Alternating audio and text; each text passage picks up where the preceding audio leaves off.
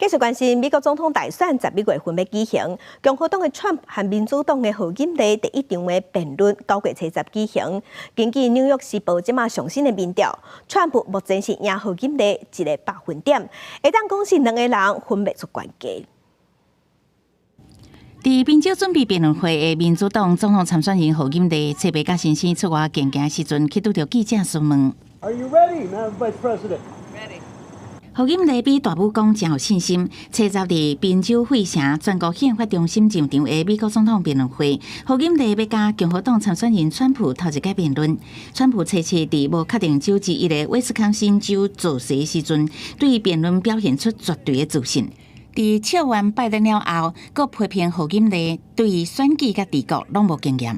She will be the worst president. He is the worst president in history. She will be worse than him. She will be worse than him. And Trump is never wrong. I am never, ever wrong.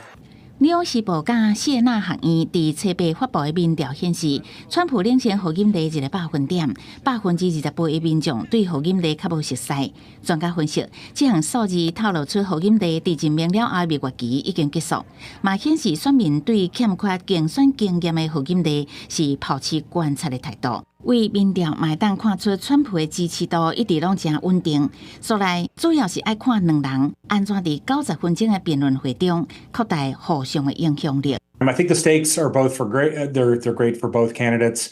Maybe a little higher for Harris in that she's not as defined, and she's had such a good rollout from July through picking the vice presidential candidate, the convention speech. She's won a lot of the news cycles, and so people are expecting a lot.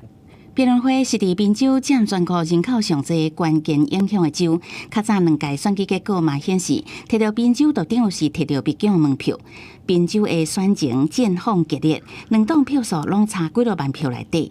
专家嘛分析，辩论会是川普改变选民普遍印象的最后机会，嘛是贺锦丽伫拜登甲川普辩论会后为民主党增加票数的关键机会。公视新闻张淑芬编译。